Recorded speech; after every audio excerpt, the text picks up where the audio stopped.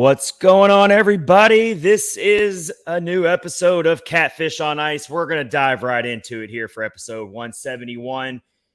We just watched the Nashville Predators come out of the All-Star break and have a complete and utter meltdown at a really, really bad time. There's really never a good time to have a meltdown like that, but it definitely looks even worse when you're coming out of an 11-day All-Star break. We've got an awesome guest joining us to open up episode 171, and that is Jayson, one of the hosts of the Vegas Fever podcast, covering the Vegas Golden Knights, the team that just completely took the Nashville Predators out to the woodshed.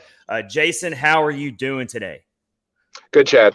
Thank you so much for having us. We appreciate you, and I didn't see that coming, honestly. Well, Jayson, can you just go easy on us here because we are hurting. We are hurting today. That one was just a really bad situation. We're going to open up today's episode really talking about how that game unfolded. I will say for the Predators and for their fans, we are kind of used to seeing the Predators lay these duds, and that's kind of why the fans are so frustrated right now. But at first, question I want to get to you, Jayson, is for the Vegas Golden Knights, what is the overall sentiment surrounding this team coming out of the All-Star break? Definitely going into this game with the Predators, I'm sure they feel a lot better coming after that game. But even going into that game, are we still thinking Stanley Cup or bust? Because I know that going into the break, the Golden Knights were having some struggles. They lost, I think, 7 of 8 or somewhere around that. Yeah, 7 of 9, 8 of 10. It was something like that. It was pretty rough. What I'd like to tell you is that in Vegas and Vegas fans, majority of them want Vegas to buy. Majority of them want them to acquire pieces, and I know we'll talk about what those pieces could be in a little bit, and we'll also get to Mark Stone, and all these things kind of come full circle for Vegas. The Golden Knights are always going to buy if they're in this similar position, despite what people think. So they've got money now. We know this. We know they like to play hopscotch with the LTIR pool. So that's exactly what they're going to do. That's what they've been doing for a couple of years now. It's something that we need to get used to. Vegas is going to buy, and they have no reason not to, because the cup window, which is closing slowly, in my opinion, is open right now. And so what they're going to do is they're going to add pieces any way that they can. And, Kelly McCrimmon and George McPhee in the front office for the Vegas Golden Knights are always looking, and they're going to have their eye out. And there's a couple of guys that I'm sure the Knights have their eye on. Definitely. We're going to get more into that later in this segment here with Jayson of the Vegas Fever podcast. Let's go back to last night. Let's talk about this game. I want to get it from your perspective. Let me just go ahead and say this. In the third period, the Predators had 6 shots on goal. We were coming up into territory. We were coming up into territory of all-time records among lowest amount of shots on goal for an NHL team since they've been keeping the stat. I had to quickly look up what the lowest totals were, and there was a team that had 0 shots on goal at one time. I think it was in 1958. I would have to go back and find the exact year, but it was like the New York Rangers had 0 shots on goal. But the Predators franchise low was 9 shots on goal in a game. I hadn't seen anything quite like this since going all the way back to 2015 was the last time we really saw a team have this low of a shot total in a game. And it was just an utter train wreck. I got to ask you, Jayson, Are the Golden Knights, is that their calling card, is playing that suffocating defense that they did to the Predators? And just they looked so structured. They looked so like a well-oiled machine. Anytime the Predators tried to break into the zone, they sniffed it out quickly. Is that what this team's calling card is, the Vegas Golden Knights? Well, I will tell you that Bruce Cassidy would love it to be their calling card. It wasn't something that they had really been able to pride themselves on for the last few weeks before the break, but their top 6 defensemen are what Vegas uses as bread and butter for that defense. Getting Zach Whitecloud back last night, to pair with just about anybody. And you've got Alex Pietrangelo, you've got Alec Martinez, you've got Shea Theodore, who just came back. Their six defensemen are crucial and vital, and probably one of the best defense cores in the NHL when they're all together and when they're all healthy.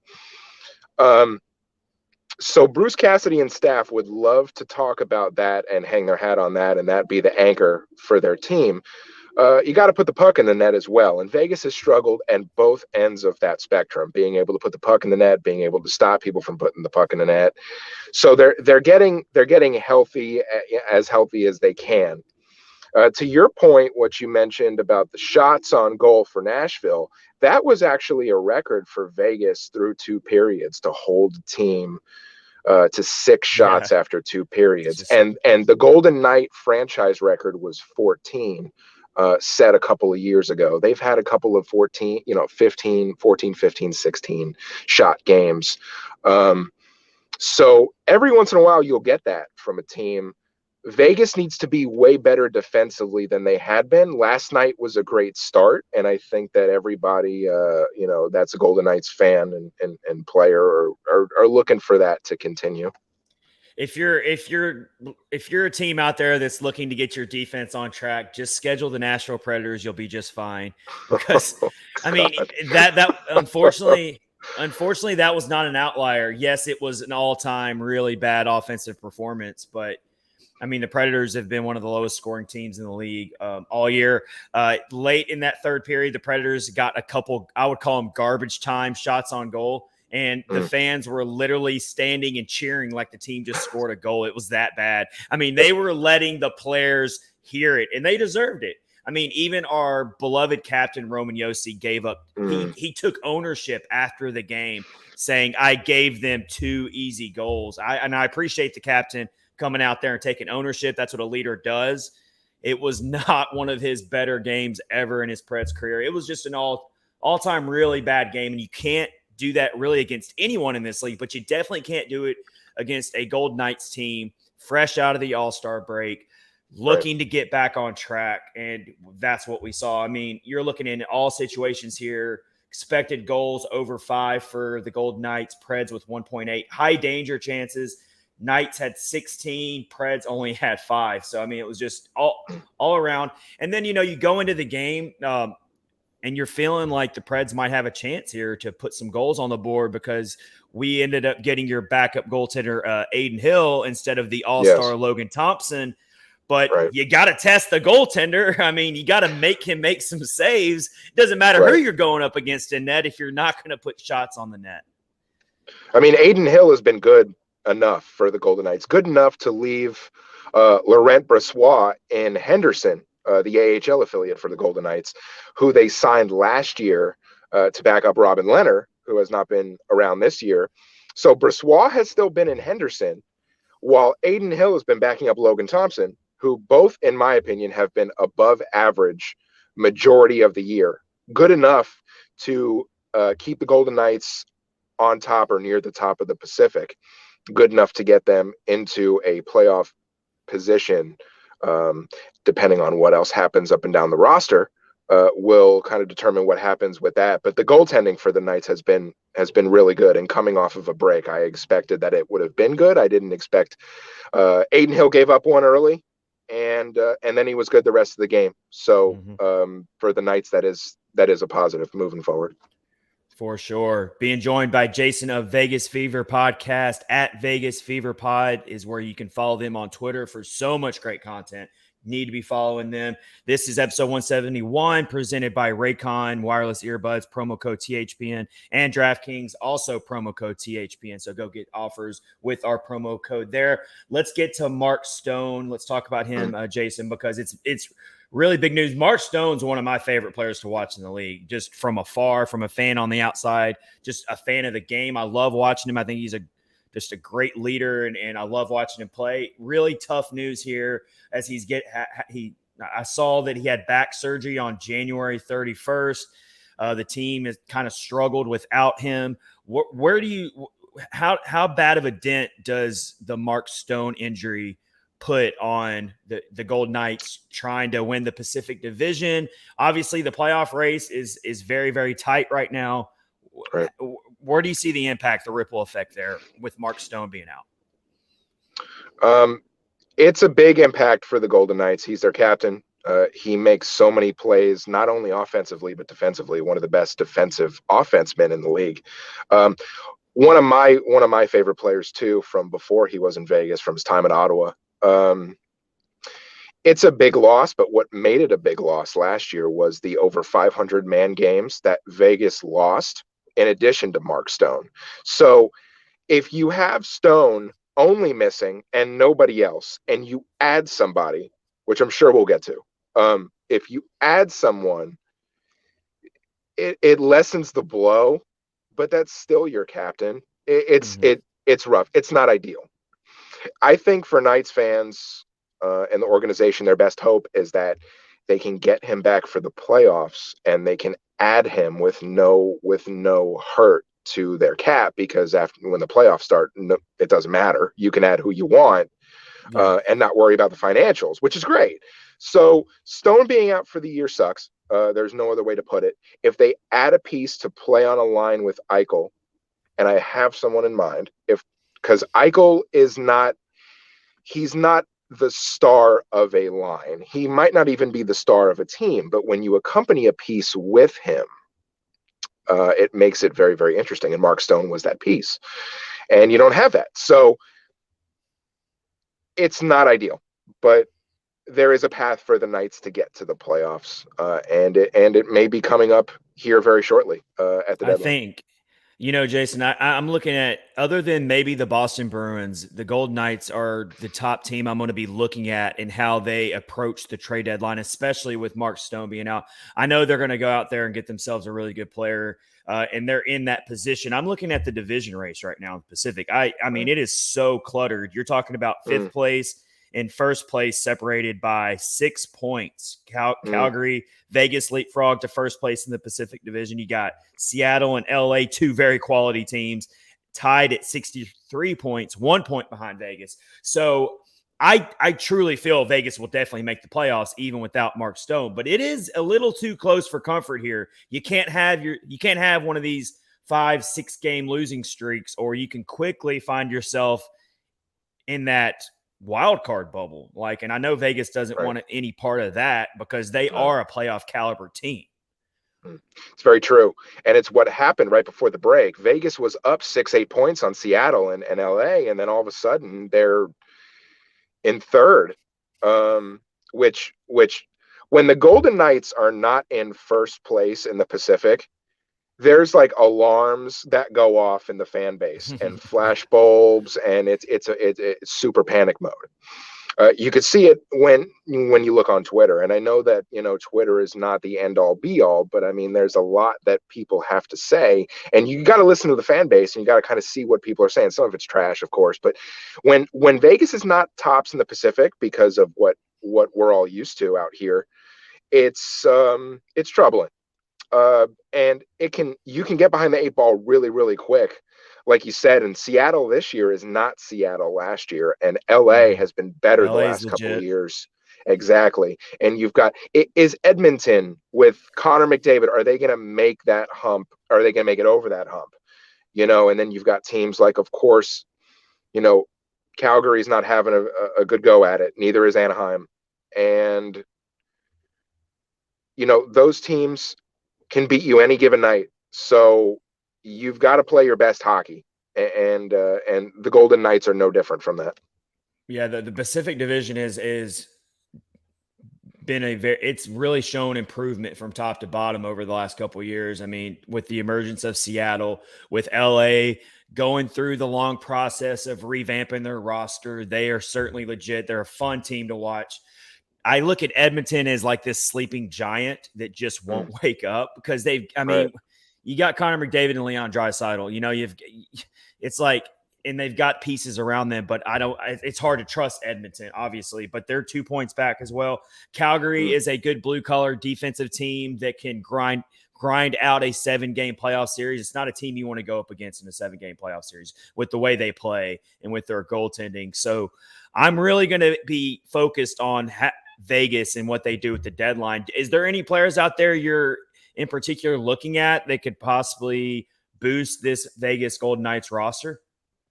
There's 3, and we talked about it last night on our show.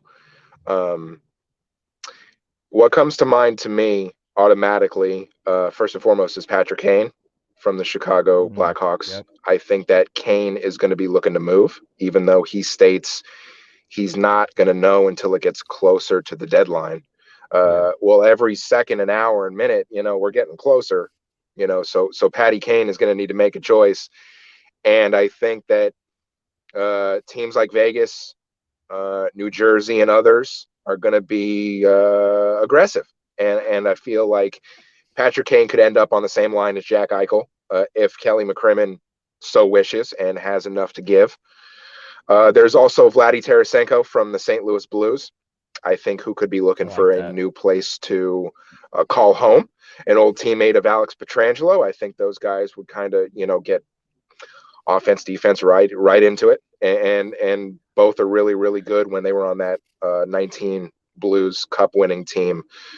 And also to kind of round out a Pacific Division rival player who I think would fit in with the Golden Knights for very well, not just this year, but even years past. We could have had this guy, Timo Meyer. Timo Yeah. Meyer would be a great ad for the Vegas Golden Knights. And if everybody can get over the fact that he's a San Jose Shark right now, everybody got over that Pete DeBoer fact when he was a Shark, fired, and then hired by the Golden Knights. I think those three guys would do wonders for Vegas. And there's more. There's other people that, there's other guys that Vegas has flirted with. Tarasenko's Blues teammate. It starts with an A, and I can't pronounce it. Is it a cure something? Um, Jordan Cairo. Maybe I don't know. I thought it Okay. started with an A, and it All right. leaves me now. Of course, it leaves me right now. But Vegas has been flirty with a couple of guys already. But those are the three that I think that Vegas should go after. Yeah, I would put my money on the Golden Knights getting one of those three. Those are three really good players that make sense for a team like Vegas, who, like they're already a Stanley Cup caliber team. I feel like I would put them in one of maybe 5 or 6 teams when they're fully healthy and whatnot that they could make a run. And adding another piece like one of those three, like Patrick Kane on the Golden Knights, Yeah, that's scary. That's scary yeah, I know, stuff for I anyone who's know, I know it. um, but I've seen Patrick Kane also linked to Boston, so he's going to Yeah, have a lot of suitors. He's going to have a lot of yeah. suitors. I like the Vladimir Tarasenko one from you, though. I think that one's an even better one, honestly. He's not because Kane's not the same superstar he once was, but you put him on a team, he's going to score some big goals for you. I like Vladimir Tarasenko. I think he definitely needs. He just needs a new change of scenery, and I think a place like Vegas, he could flourish for you guys. So that's True. very, very interesting. All right, we are with Jayson here from the Vegas Fever podcast. We just talked about the game last night. Preds fall to the Golden Knights 5-1. We've touched on the Mark Stone injury and how that's going to impact the Vegas Golden Knights. We're both feeling like Vegas is going to be heavy, active buyers at the trade deadline. It's just a matter of which one of these big time players they go after. And let's round out this segment. First of all, it's been so much fun, Jayson.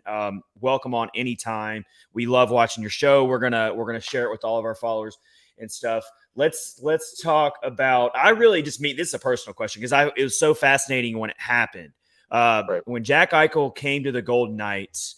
I mean, because the whole saga with Buffalo and it ended really, really ugly and he wanted out of Buffalo. He finally got out of there. You had the injury concerns with Eichel, but we know his talent is unquestionable. So how are things working out with Eichel in Vegas? Are fans pleased with what he's brought to the team? Are we having a little buyer's remorse? How are we feeling about Jack Eichel? Well, Chad, thank you so much for having us on. Much, much appreciated. It's been fun. I love talking puck anytime I can. Um, Jack Eichel was a great addition to the Golden Knights when it happened. Right around Thanksgiving 2021. I remember news broke overnight. They were sending Alex Tuck and another player and some picks or money or whatever to Buffalo to get Jack Eichel. And it was great. I felt like at the time it was a really, really good move. I still feel like it's a good move. I feel like Eichel isn't as much of a leader as he could be at this current time. He's been called out so much of that by Bruce Cassidy, has called him out for needing to insert leadership a little bit more and show us more. Everybody wants to compare the stats between, Alex Tuch and Jack Eichel, and Alex Tuch has played more games because Jack Eichel had neck surgery. So I feel some of those numbers are a little skewed. I feel like long term it's going to work out for Jack. Alex Tuch had a bunch of injuries. It was brought up to me in our show last night that Alex Tuch has only played one with the Golden Knights out of the 4 opening night games that he had with the Golden Knights in 4 years. He only played one of those games. He did suffer his fair share of injuries. He may be remembered a lot in Vegas for missing a cheap goal that he should have had in the Stanley Cup Final in 2018, Game 2. The save, as they call it in Washington. I feel like it's a good move. I feel like he will work out. I feel like you get him some help. I don't think there's any reason to get down on it because he's had a rough go of it. In my opinion, he had a raw deal in Buffalo. Let's be quite honest about Buffalo and their organization from when Jack Eichel was drafted until the time he was traded. Yes, he did ask for a trade a couple of years or so before he was actually traded, but let's think about why that was. The organization, the Buffalo Sabres organization, was not very good. Now, you could say that they sell tickets, and that's wonderful, but they weren't a great organization to play for. Maybe they're better now, and that's fine. But you draft a guy, you bring him up, he's yours. You should treat him better than you treated. Than you treated him. They booed him his first game back, and he got retribution this past year, and I was so thankful that he did because the way he was treated was poor, in my opinion. I am not a Buffalo Sabres fan. I am not from Buffalo. I don't know anything about Buffalo, but you know what I mean? You don't treat a guy like that, in my opinion. And I'm glad he was able to have a hat trick game and kind of shove it back in their faces. I'm not going to pull punches. I was very happy about that. I was screaming in my living room. And I feel like it'll all work out for Vegas, either, when Mark Stone comes back or adding a piece. Yeah, I mean, I was a big fan of Jack Eichel getting out of Buffalo as well. I thought I'm right there with you. I felt the same exact way. I thought he was being mistreated. I thought he had every right to want to get out of there, and I thought it was kind of a risk for anybody to take a flyer on him. And so when I saw Vegas went and got him, I was like, that's a high risk, high reward proposition here. But I'm with you. I think you got to show a little patience here. Let these things play out. Eichel's still a very relatively young player in this league, and he's still got all the talent in the world to, be a superstar.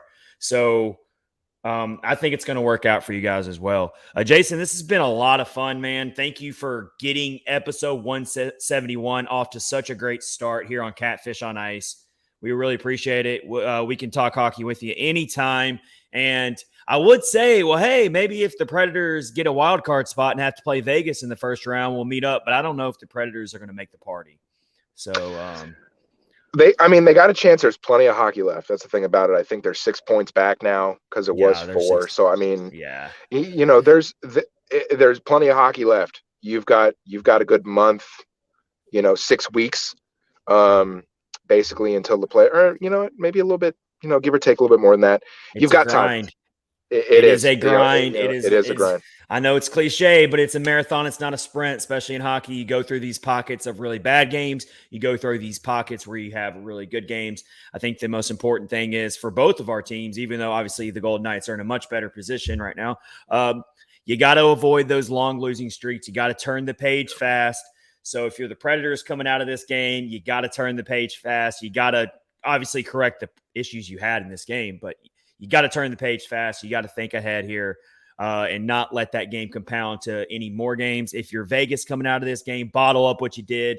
take it into the next game. I think you guys got Minnesota coming up in your next matchup. I'll be cheering for Vegas in that game. I'm not trying to butter you up here, Jayson. I will be pulling for Vegas in that game because I think Minnesota is one of those teams that the Predators are going to have to pass in the standings if they want to make the playoffs. So I will be scoreboard watching and going for Vegas, at least for that game. I mean, it's much appreciated. I mean, you could butter all you like. I like butter. You know what I mean? I mean, there you go. It's a great thing. Vegas has to go up against the Minnesota Wild for the first time. It's one of 3 teams Vegas has not played. Vegas has not played. I think it's Minnesota, Carolina, and it was Nashville. No, wait. Okay. They played Nashville, New Year's Eve. Yeah, they played earlier in the year. Minnesota, that was a fun game. Minnesota, Carolina, and there's another team that Vegas has not played this year. Ryan Reeves is on Minnesota, an ex-Vegas Golden Knight enforcer, and I'm not looking forward to playing. For you. I'm not looking forward to that. I think that's a good matchup. That's an intriguing matchup. Yeah. Minnesota, Vegas. I think that's a very intriguing matchup. I don't know what to think of Minnesota. They're so up and down. Sometimes they look like a really good quality team. Other times they look like a non-playoff team. So we'll see what version of Minnesota you guys get on Thursday. But again, Jayson, it's been a lot of fun. Vegas Fever podcast host. Go check him out at Vegas Fever Pod on Twitter. It's been awesome opening up episode 171 with him. Again, Raycon, promo code THPN, and DraftKings promo code THPN is our sponsor. We will be right back. My 2 co-hosts, Kyle Perkins and Rich Howe, will be joining me to finish out episode 171. We have plenty of Preds topics to get into. Stay tuned for that. Take it easy, Jayson. Thank you, Chad.